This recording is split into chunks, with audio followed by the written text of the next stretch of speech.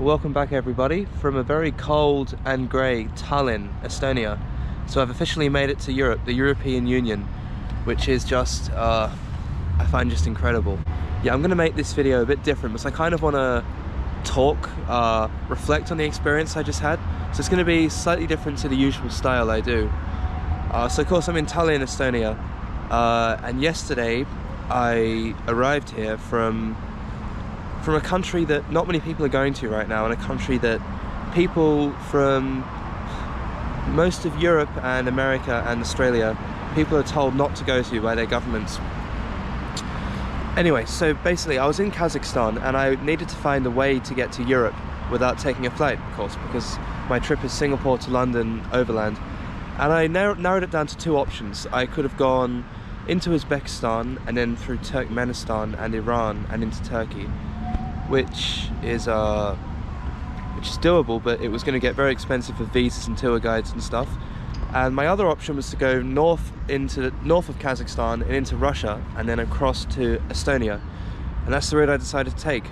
And yeah, everything went pretty smoothly, and I'm here today to talk to you about the experience of what it was like going to Russia in 2025 in the middle of a war.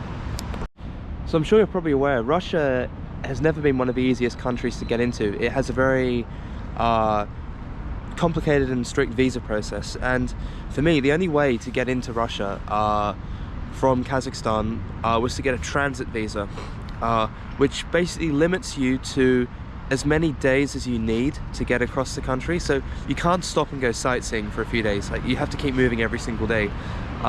You need a tourist visa if you want to go sightseeing and spend more time there, and that's impossible to get from outside your home country, pretty much. So yeah, the route I decided to take was a train from Almaty to north of Kazakhstan, a town called Petropavlovsk, and then a train to Chelyabinsk in Russia, and from there a 43-hour train straight to St. Petersburg, where I spent about a day and a half, and then a bus from there to Tallinn here in Estonia. So getting the visa in the end was actually not too bad. I just had to book all the train and bus tickets in advance, fill out the forms, took it to the embassy and paid about $150 for an express fast-track visa, which was quite expensive, but nothing I can do about it. So yeah, my journey to Russia started in Almaty, actually, in Kazakhstan. So I headed back there from Kyrgyzstan, and I got a train to Petropavlovsk, which took 30 hours. And yeah, arrived in Petropavlovsk. It was sort of a typical post-Soviet looking town. Felt more like Russia than it did Kazakhstan, because it's, you know, right on the border. And yeah, had about 5 hours there, didn't do much.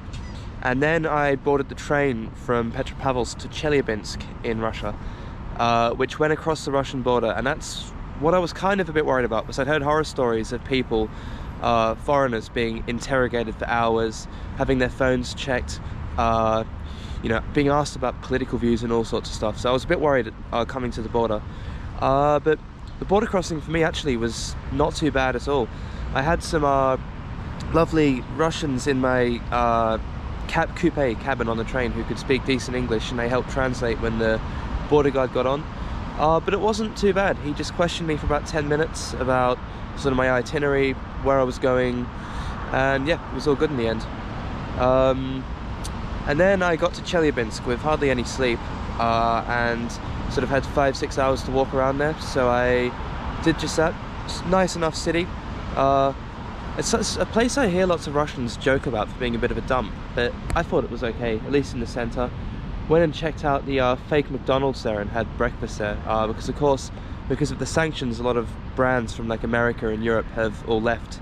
So yeah, they've replaced it with sort of similar knockoff style brands, but it's like all the same supply chain still, so the food was like identical to McDonald's. And then yeah, after that I went back to the station and boarded the 43-hour train to St. Petersburg, which was an experience to say the least. So because I left it so late to book my tickets, the only ticket I could get on this long train was Platz card, which is Russian third class on the sleeper train, which basically you still get a bed, but it's like an open plan. There's no privacy, no curtains or separate rooms or anything, so it's just everyone sort of in the same open carriage. And although it wasn't comfortable at all, it was incredible. Obviously, me being where I'm from, I attracted lots of attention. It was good attention actually, because I'd been told by a few people, the attitudes in Russia towards like foreigners, especially people from unfriendly countries, they like to call them, aren't great. But no, I was completely welcomed. Everyone was really interested in talking to me. Everyone was wanting to share their food with me. Yeah, it was just a great experience, albeit an uncomfortable one, but I wouldn't change anything about it. It was incredible. And then yeah, after 2 nights on the train, I arrived into St. Petersburg, absolutely shattered. And just walking out of the station immediately, it was just incredible. St. Petersburg was one of the most amazing cities I've ever seen. And honestly, walking around there, it kind of just felt like any other European city. Like, being in Russia didn't actually feel that different. Well, good morning. I cannot believe I'm saying this, but I am in St. Petersburg, Russia. It took 4 days to get here on the train from Almaty. And up ahead in front of me is one of the most incredible buildings I've ever seen. Wait till you see this. Well, I'm talking about the Winter Palace in St. Petersburg, one of the most famous buildings in Russia, and probably the most famous building in this city. Just take a look.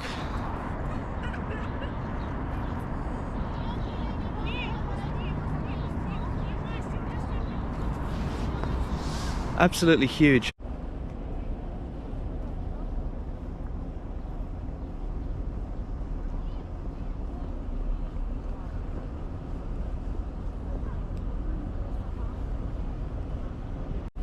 It's just absolutely huge, the square, the palace, and I've noticed a lot of things are here.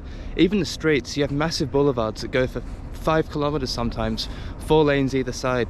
It's just, I guess, everything here just seems to be bigger, if you know what I mean. Right, walking down Nevsky Prospect, which is one of those massive boulevards I was talking about, and probably the most famous street in St. Petersburg, and perhaps in the whole of Russia. It's a straight line for, I'm not sure, maybe about 5 kilometers, all the way down to the train station where I arrived, and just take a look. So far, this is one of the most incredible cities I've ever been to, and I've only been here a few hours. It's just surreal to be walking around here at the moment.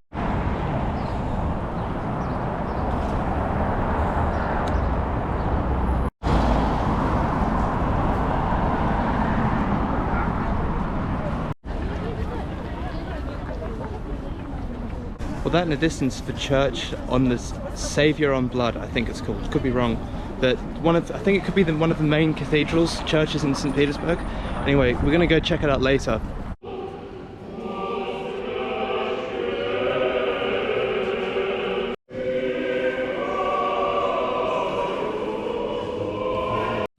After that, I went and checked out the Church of the Saviour on Spilled Blood. That's what it's called. I think I was wrong in the vlog, which was incredible. It's like typical looking grand Russian Orthodox cathedral. Fortunately, it had a bit of scaffolding construction work going on, but yeah, what can you do? I was there for a day.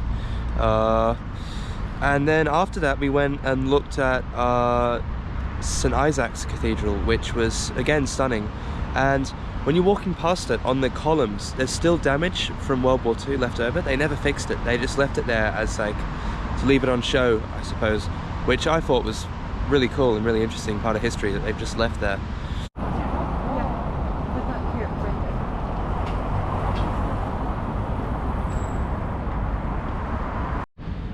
Then went for lunch in a Russian restaurant, had some blini, Russian pancakes and borscht, which wasn't too bad.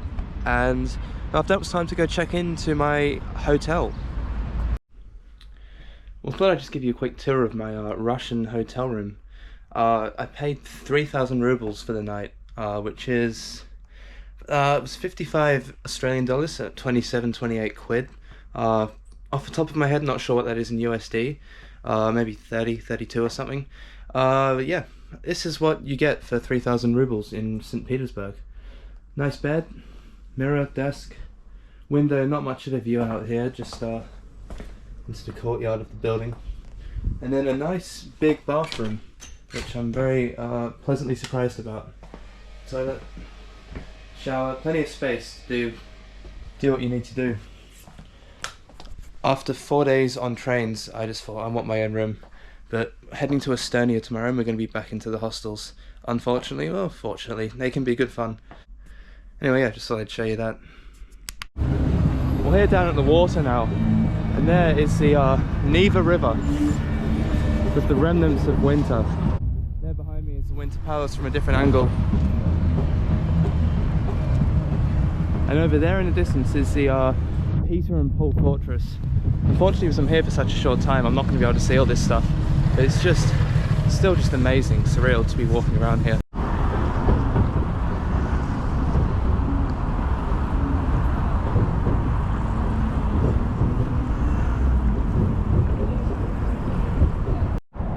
Well, this is all very lovely, but if I want to eat tonight and possibly have a pint or two, I need to find a place to exchange money because I've run out of rubles, and of course my cards don't work here at all. So yeah, I'm hoping down in Nevsky Prospect there'll be a currency exchange. I've got enough USD, but yeah, if I can't find somewhere to exchange money, because it is a Sunday, I won't be eating tonight.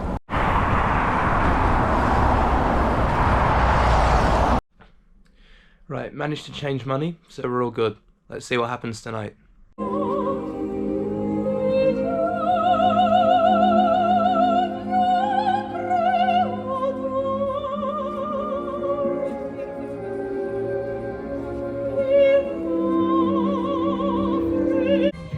So here's just Russian dinner.